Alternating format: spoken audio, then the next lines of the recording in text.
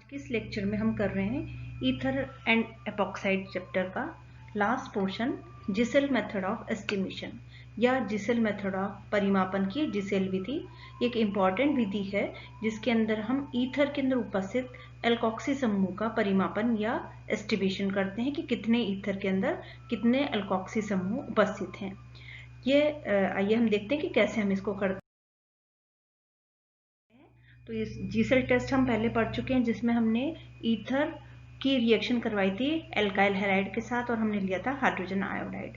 तो यहाँ पर ये जीसेल टेस्ट कहा जाता है इसको। यहाँ हम ईथर या एस्टर की उपस्थिति की जांच करते हैं, जीसेल टेस्ट है, और इस टेस्ट को हम एस्टिमेशन के भी काम में लेते हैं। एक चेक साइंटिस्ट थे जिनका नाम था कि साइमन जीसेल, जिन्होंने सबसे पहले इस विधि का उपयोग किया था और एस्टिमेशन के लिए इस विधि को उन्होंने काम में लिया था, इसलिए कहलाता है जीएसएल एस्टिमेशन मेथड।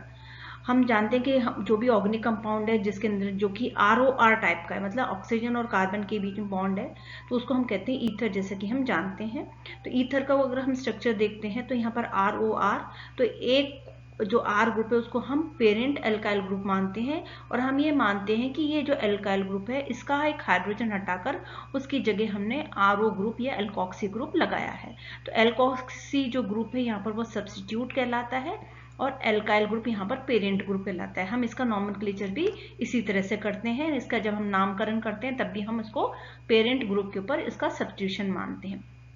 तो यहाँ पर जो एल्काइल ग्रुप प्रेजेंट है वो इसकी प्रॉपर्टी को डिसाइड करती है। ईथर के कितने एल्काइल ग्रुप यहाँ पर एल्कोक्सी ग्रुप प्रेजेंट है, उसके ऊपर ईथर की प्रॉपर्टी, ईथर का नेचर डिपेंड करता है। तो हमको इसका एस्टिमेशन करना जरूरी हो जाता है। तो जैसे ये स्ट्रक्चर है, इसके अंदर एक एल्कोक्सी ग्रुप है। हम अगर ईथर की रिएक्शन कराते हैं हाइड्रोजन आयोडाइड्स के साथ, तो हम जानते हैं कि ये जो एल्काइल ग्रुप है वो आयोडीन के साथ रिएक्शन करके एल्काइल आयोडाइड बनाता है, और दूसरा जो एल्कोक्सी ग्रुप है वो हाइड्रोजन के साथ रिएक्शन करके एल्कोहल बनाता है। ये रिएक्शन हम जीसेल रिएक्शन के अंदर कर चुके हैं। हम जीसेल एस्टिमेशन में हाइड्रोजन आयोडाइड ही काम में लेते हैं। अब ये जो फर्स्ट स्टेप के अंदर एल्काइल आयोडाइड बना है, ये है एल्काइल आयोडाइड। अब हम इसकी रिएक्शन कराते हैं सिल्वर नाइट्रेट के साथ। तो सिल्वर नाइट्रेट क्या करता है, Ag और I ये मिलकर AgI बना लेता है, और एल्काइल ग्रुप और नाइट्राइड मिलकर एल्काइल नाइट्राइड बना लेते हैं। और इस वाली रिएक्शन के अंदर जो AgI है वो येलो कलर के पीले रंग के सॉलिड पीपीटी के रूप में अलग हो जाता है, जिसको हम छान लेते हैं और उसको हम सुखा लेते हैं धोकर।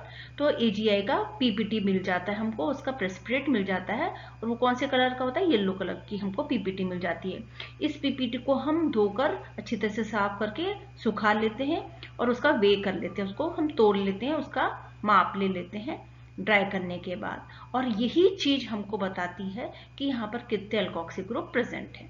तो the number of alkoxy groups are calculated from the weight of the PPT. इस पीपीटी के वेट से हम नंबर ऑफ एल्कोक्सी ग्रुप का परिमापन या एस्टिमेशन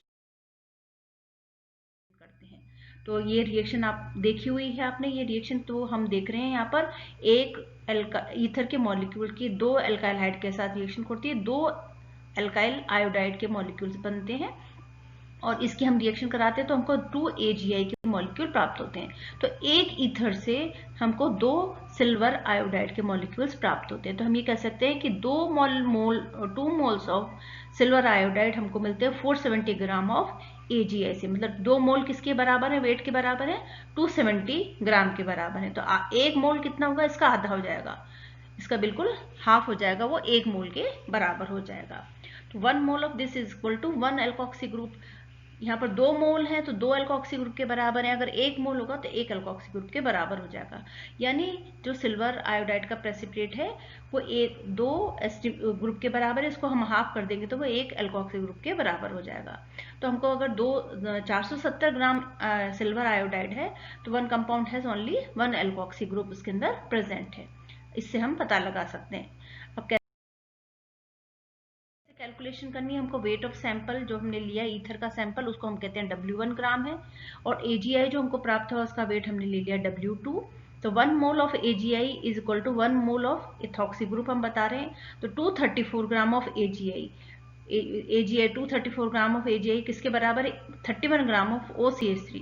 31 कहाँ से आया? यहाँ पर ऑक्सीजन का 16, कार्बन का 12 और हाइड्रोजन का 3, इन तीनों को ऐड कर देते थे 31 ग्राम आ जाता है। तो इस तरह से हमने ये निकाल लिया। तो परसेंटेज ऑफ हमको बतानी है, तो 31 ग्राम कितने में से है? 234 में से 31 ग्राम है, तो W में कितना होगा ये हमको निकालना है। तो परसेंटेज ऑफ 234 जो सिल्वर आयोडाइड है वो किसके बराबर, उसके अंदर कितना है? 31 ग्राम मिथॉक्सी ग्रुप प्रेजेंट है। तो W2 में कितना प्रेजेंट होगा? अगर हम वेट W1 है इंटू 100, तो इस तरह से हम परसेंटेज ऑफ इथॉक्सी ग्रुप निकाल सकते हैं। तो ये जीसेल परिमापन किसे कहते हैं? अगर क्वेश्चन आता है एग्जाम में तो आपको इस तरह से आपको समझाना है। जीसेल परिमापन एक इंपॉर्टेंट रिएक्शन है जिससे कि एस्टिमेशन हम कर सकते हैं। तो ये वाला ईथर वाला पोर्शन हमारा कंप्लीट हो गया। नेक्स्ट हम स्टार्ट करेंगे एल्कोक्साइड्स, एपॉक्साइड्स